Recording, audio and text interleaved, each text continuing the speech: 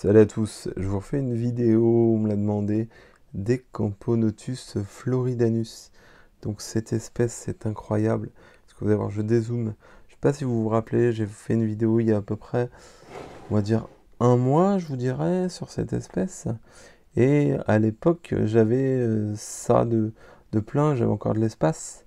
Et là, ça s'est développé, mais de manière fulgurante. Donc là, vous allez pouvoir voir la couleur quand même assez exceptionnelles de cette espèce, puisque elles sont vraiment sublimes, avec ce rouge intense.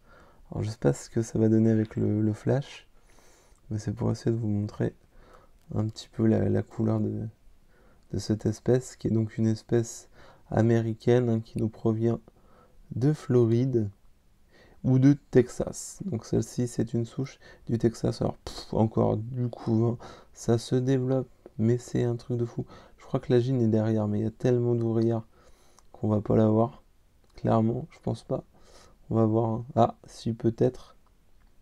Voilà, donc c'est vraiment une espèce qui se développe, mais de manière hallucinante. Ouais, vous voyez un peu la couleur de la gine, comme elle est sublime, avec ce rouge cerise sang.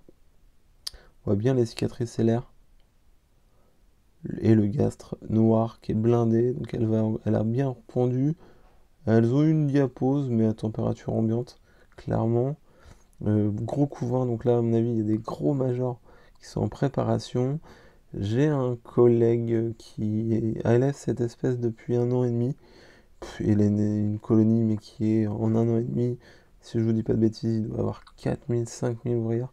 C'est vraiment une espèce au développement ultra rapide. Là, vous avez des gros majors. Ils sont vraiment gros avec une tête énorme. Donc voilà, c'était pour vous montrer un petit peu l'évolution. Ça se développe très bien en e-building, hein. Je sais que ça plaira pas à certains, mais ça se développe chez moi. Excusez-moi. Voilà, donc après, voilà, chacun fait comme il veut. Mais chez moi, ça se développe très bien. Donc je vous montre l'aire de chasse qui est sale. Vous m'excuserez, l'aire de chasse, elle est sale, mais au moins que vous puissiez les voir. Et également que je puisse vous parler. Je vais en profiter, je vais le laisser comme ça, le téléphone. Voilà, de ce fameux comportement. Donc sur une vidéo, je crois que c'était sur les félins, je sais plus trop, je parlais de stridulation, mais oui, effectivement, on n'est pas sur la stridulation comme on pourrait l'être sur des ponérines de type Paraponera ou Pachycondyla, où là, effectivement, ça strie avec les mandibules. Là, c'est plus avec le corps, c'est plus un langage corporel, et elle provoque des sons, vous pouvez les entendre. Vous entendez? On sent le tic tic tic tic tic. Parce qu'elles bougent, elles vibrent avec leur corps, ce qui leur permet de communiquer pour dire attention, il y a un danger. Attention, il y a à manger. Vous pouvez voir des beaux majors là. Et voilà, donc c'est vraiment assez impressionnant par cette manière de communiquer. Voilà. Donc on peut voir un petit peu tout ça. Je vais essayer de zoomer un peu. Donc là, un peu de crasse, hein. Donc là, on est sur le dépotoir. Mais comme il y a pas mal de passages, je les laisse là. Ça vous permet de voir un peu. Donc cette espèce-là, c'est vraiment un gouffre au niveau alimentaire, puisque tout y passe. Je vais essayer de l'ouvrir en même temps. Je reviens, je pose le micro, et je vais essayer de m'ouvrir tout ça.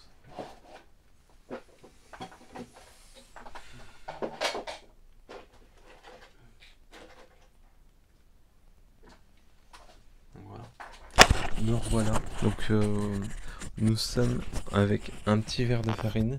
Je vais essayer de vous montrer un petit peu la voracité de cette espèce.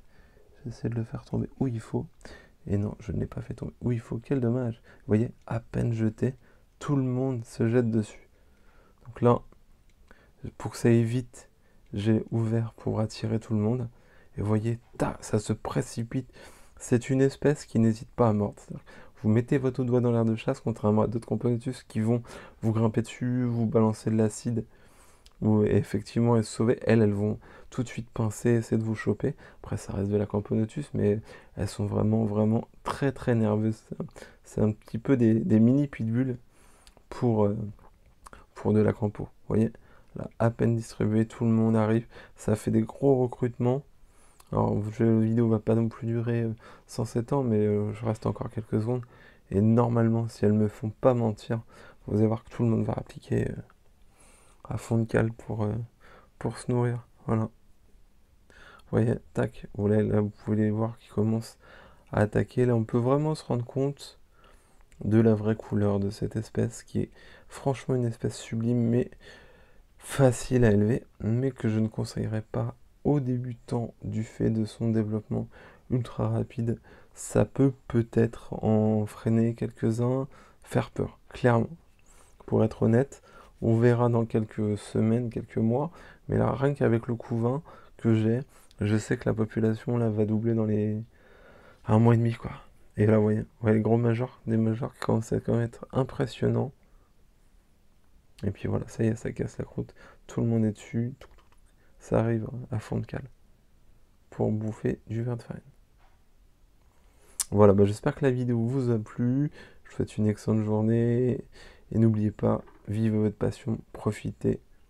Ne vous prenez pas la tête. Essayez de suivre des bons conseils et surtout, écoutez vos fourmis, observez-les et faites en fonction d'elles surtout. Voilà, salut!